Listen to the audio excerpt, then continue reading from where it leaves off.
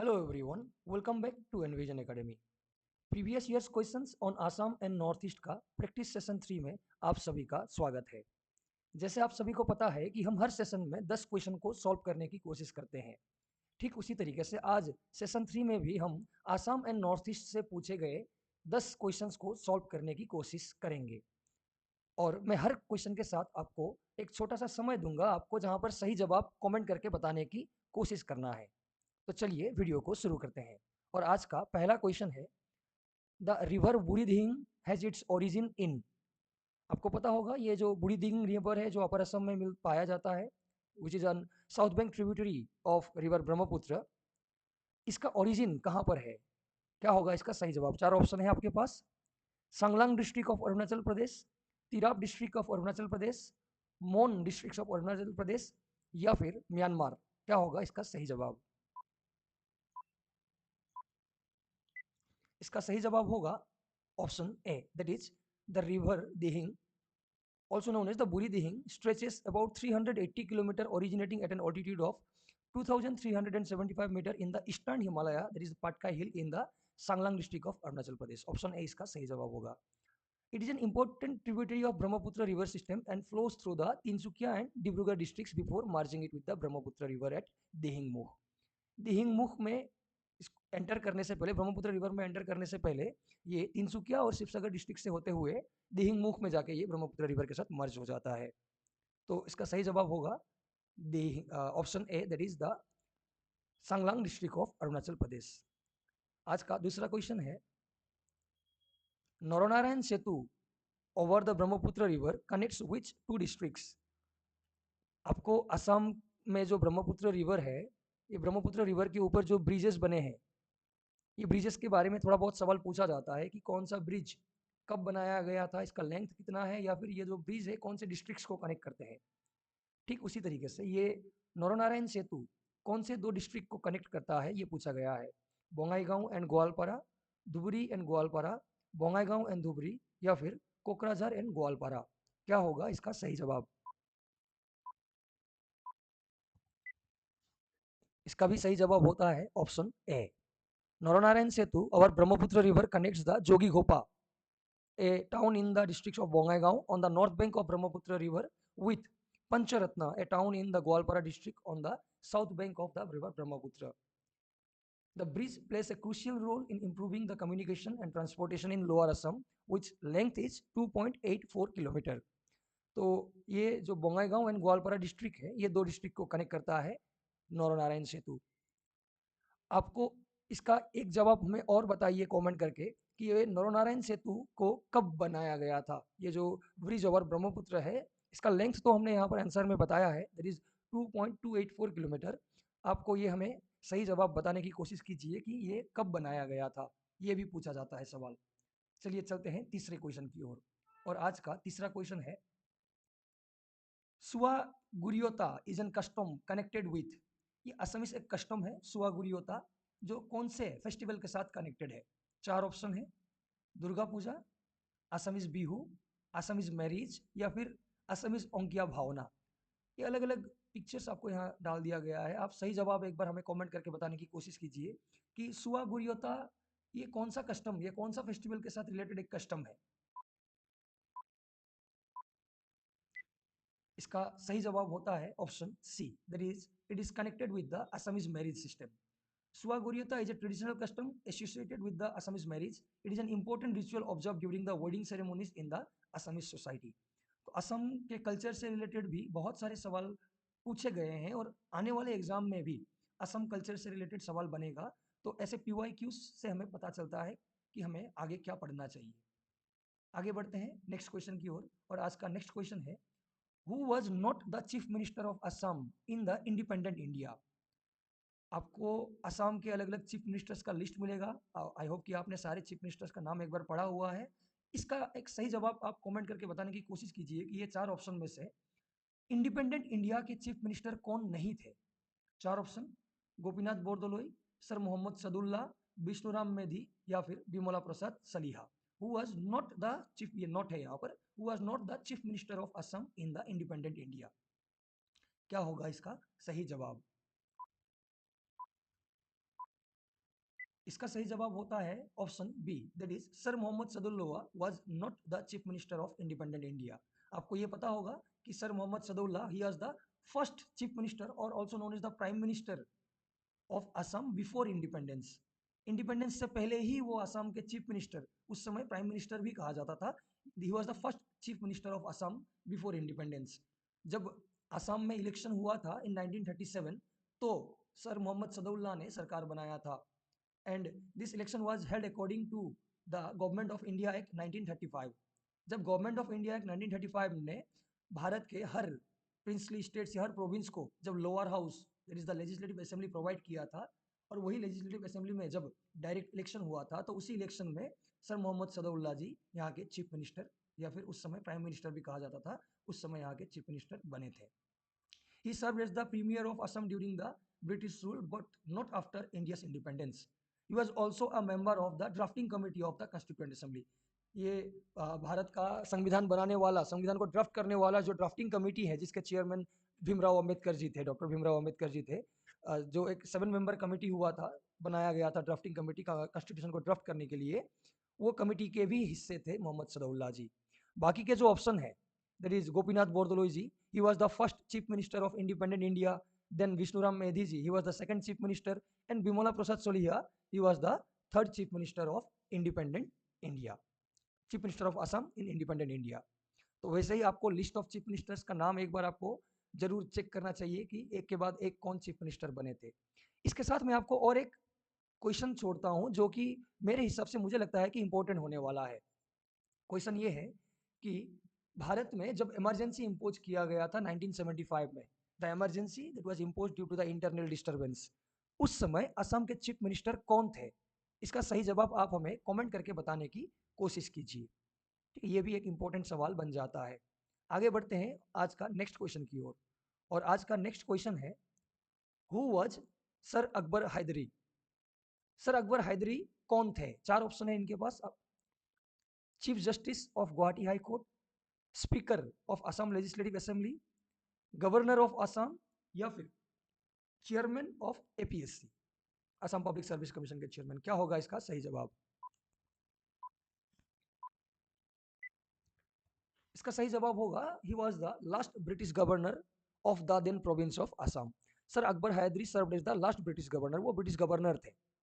And he played an important role in the administration of Assam during the British period and also after the independence with the Gopinath Bordoloi ji. Independence के बाद भी ये एक ऐसे व्यक्ति रहे हैं जो यहाँ के लोग, जैसे यहाँ के चीफ मिनिस्टर थे उस समय के पहले चीफ मिनिस्टर गोपीनाथ बोरदोलोई जी, इनके साथ मिलकर इन्होंने बहुत सारे पॉलिसीज बनाने में मदद की थी, सर अकबर हैदरी। तो ये सवाल ऑलरेडी पूछा गया है कि ये कौन थे, या फिर ऐसा भी सवाल घुमा के पूछा गया है कि who was the last British governor of the province of Assam during the British rule, ऐसे भी सवाल बनाया गया है। तो सवाल को घुमा फिरा के पूछता है, और आपको ऐसे क्वेश्चंस को आपको एक बार चेक कर लेना चाहिए जो ऑलरेडी पूछे गए सवाल है। चलिए चलते हैं नेक्स्ट क्वेश्चन की ओर, और आज का नेक्स्ट क्वेश्चन है, the office of Borborua and Borphukan were created by. Ahom के जो मिनिस्टर्स, पात्रों मंत्री कहते हैं हम, दो पात्रों मंत्री का पोस्ट है, बोरबोरुआ एंड बोरफुकन। ये दो पोस्ट किसने इंट्रोड्यूस किया था? क्योंकि ये दो मिनिस्ट्रियल पोस्ट का इंट्रोडक्शन होने से पहले अहोम किंग के अंडर बस 3 ही मिनिस्टर हुआ करते थे। दो तो बुरा गुहाई एंड बोर गुहाई जो सुकाफा के साथ ही आए थे 1228 में। फिर दूसरा ministerial post that is Borpatra Gohain, that was introduced by the king Suhungmung. उस समय सुहुंगमुंग ने पहला पोस्ट इंट्रोड्यूस किया था। हमने इससे पहले वाले वीडियो में, पिछले वीडियो में हमने फर्स्ट बोरपात्रो गुहाई का नाम भी देखा था, वो सवाल भी पूछा गया है। पहले बोरपात्रो गुहाई जिनका नाम कौनसेंग था, 1504 में उनको एज बोरपात्रो गुहाई इंट्रोड्यूस किया गया था। उसके बाद और दो नए ministerial post that is Borborua and Borphukan को इंट्रोड्यूस किया गया, या ये दो नए पोस्ट क्रिएट किया, मिनिस्ट्रियल पोस्ट। ये किसने क्रिएट किया था? आपको इसका सही जवाब हमें कमेंट करके बताने की कोशिश करना है। चार ऑप्शन है आपके पास, सुदांगफा ऑल्सो नोन एज बामुनी कुंवर, सुहुंगमुंग ऑल्सो नोन एज दिहिंगिया रोजा, प्रताप खिंगो, या फिर जिनका होम नेम था सुसेंगफा, या फिर जॉयदोस खिंगो। क्या होगा इसका सही जवाब?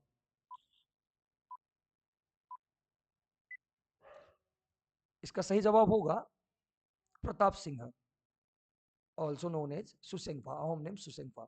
Pratap Singh, who was known by different names, जैसे Langi Gohain, he was also known as Bura Raja, he was also known as Buddhi Sarvanarayan, और he was also known as Gajapati also.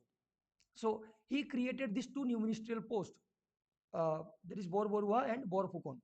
Both of these officers were entrusted with the wide administrative, military and judicial powers. And the Borborua was responsible for governing the eastern region, while Borfukon was governed with the western region of Ahom kingdom. ये दो जो ministerial post है, बोरबरुआ को eastern Ahom को संभालने के लिए दिया गया था, और बोरफुकन को west Ahom kingdom, west region संभालने के लिए दिया गया था. And both officers exercise executive as well as the judicial powers also. इनके पास बहुत सारा पावर इनके हाथ में छोड़ दिया गया था. ये आपको जवाब तो पता होगा कि पहले बोरबरुआ कौन, किसको अपॉइंट किया गया था. Who was the first Borbarua appointed by Pratap Singh. ये आपको बहुत ही इंपॉर्टेंट क्वेश्चन है, who was the first Borbarua. ये आपको हमें कमेंट करके बताने की कोशिश करना है. मैं आपको एक हिंट भी देता हूँ. जो पहले बोरबरुआ थे, उन्होंने एक सिस्टम को इंट्रोड्यूस किया था known by the name pike system. Pike system के बारे में आपने पढ़ा होगा. पाइक सिस्टम से रिलेटेड बहुत बार सवाल पूछ चुका है अलग अलग एग्जामिनेशंस में, स्टेट लेवल एग्जामिनेशंस में. तो ये भी आप हमें कमेंट करके बताने की कोशिश कीजिए कि who was the first Borbarua. ठीक है, मैं आपको ये एक्स्ट्रा क्वेश्चन आपको यहाँ पर छोड़ रहा हूँ. हमें आप कमेंट करके बताने की कोशिश कीजिए. नेक्स्ट क्वेश्चन है, सुतिया kingdom was कंक्वेर्ड bye.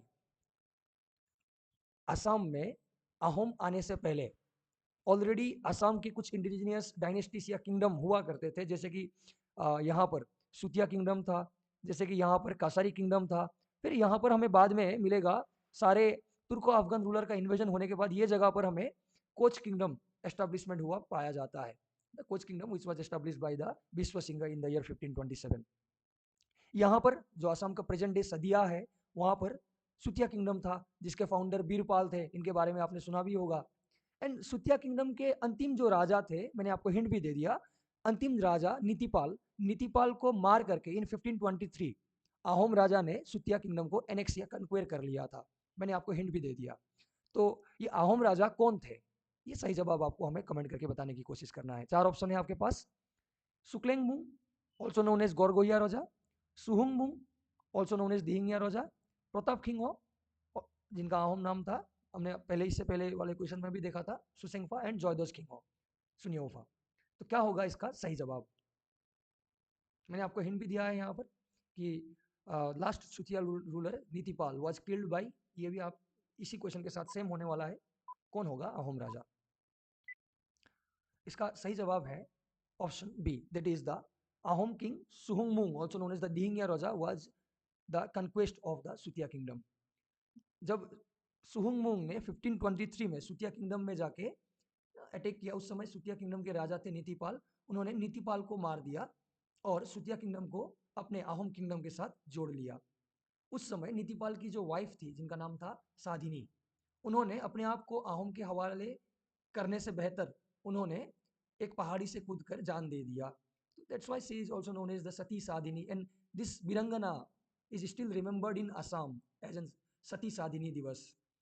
The Sutia king was killed and their kingdom was annexed to the Ahom state.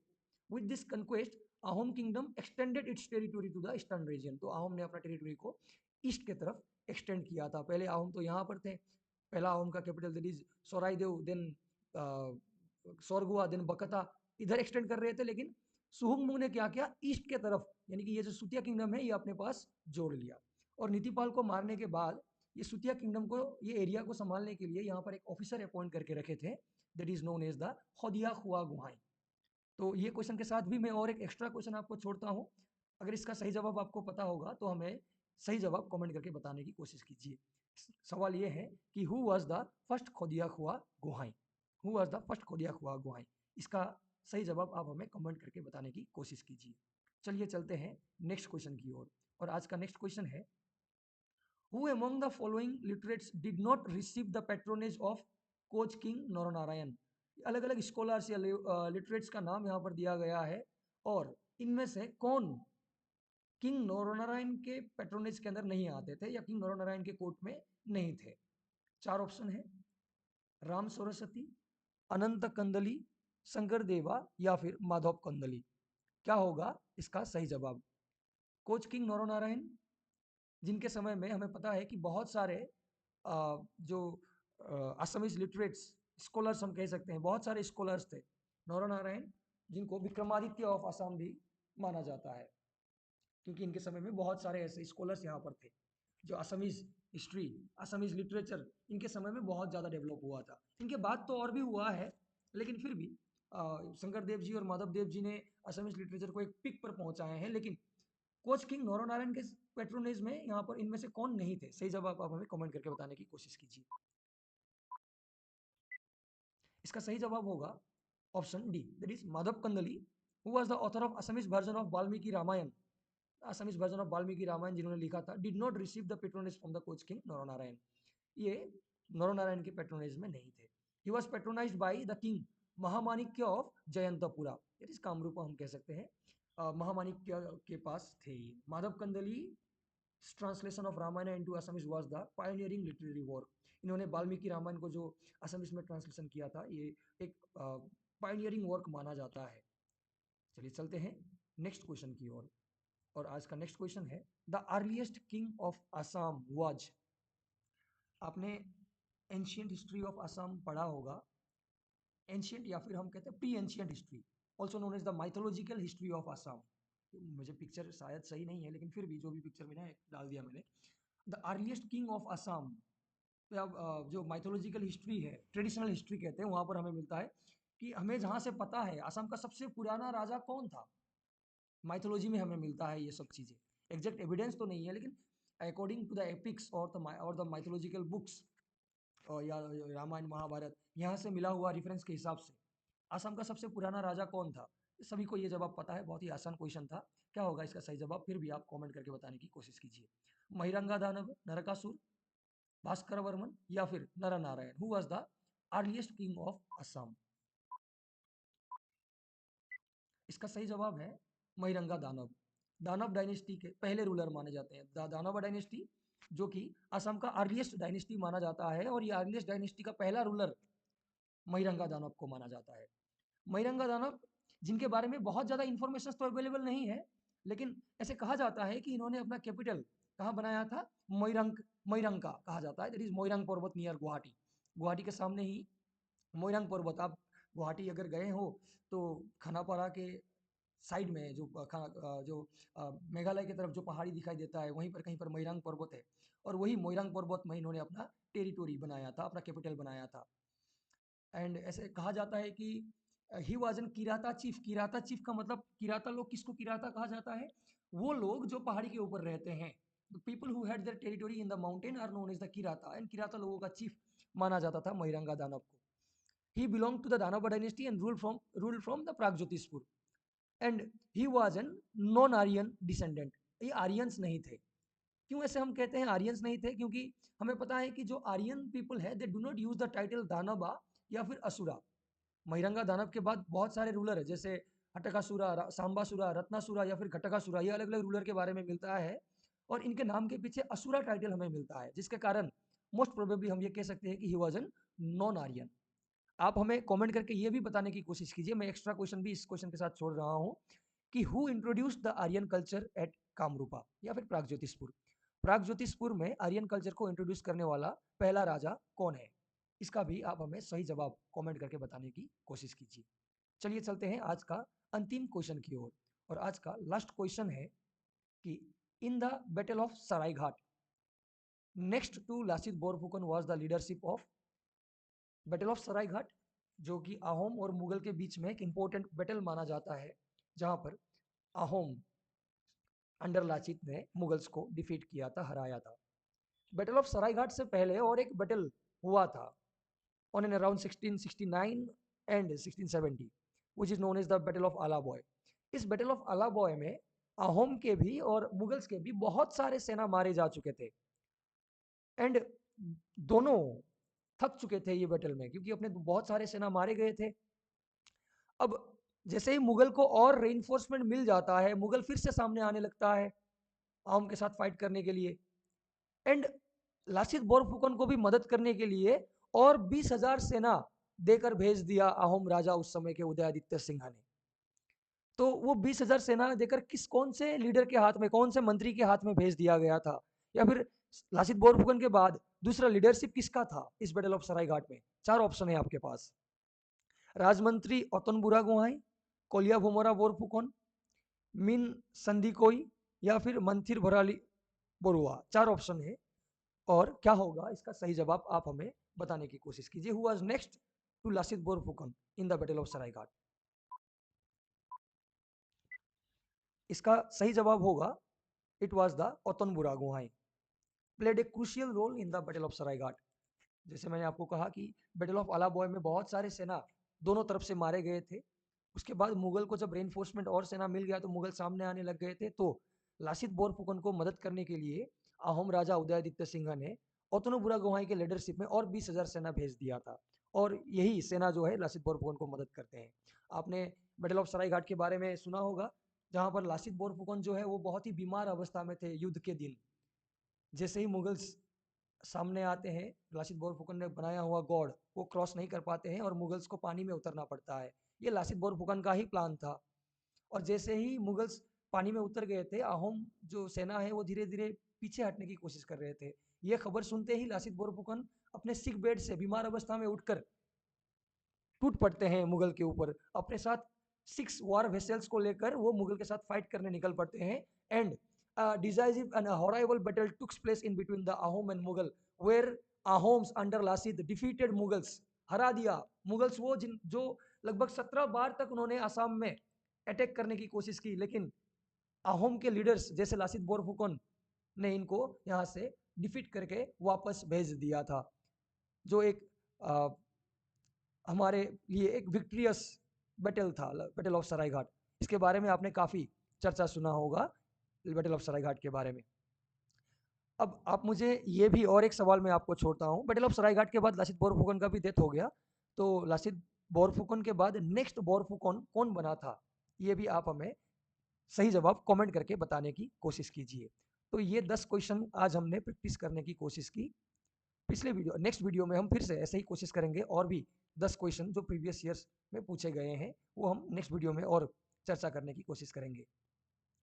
अगर आपको वीडियो सही लगे, टॉपिक सही लगे या फिर इंपॉर्टेंट लगे तो like, comment, share and subscribe जरूर कीजिएगा। और हम एक रिकमेंड करते हैं, एक सजेस्ट करते हैं, आपको एक चीज़ बताने की कोशिश करेंगे कि अगर आपको ये इंपॉर्टेंट लगता है तो एटलीस्ट अपने वन एस्पिरेंट फ्रेंड के साथ ये वीडियो को शेयर कीजिए, ताकि हमें और भी मोटिवेशन मिले और हम और भी क्वेश्चंस को आपके सामने लेके आ सकें।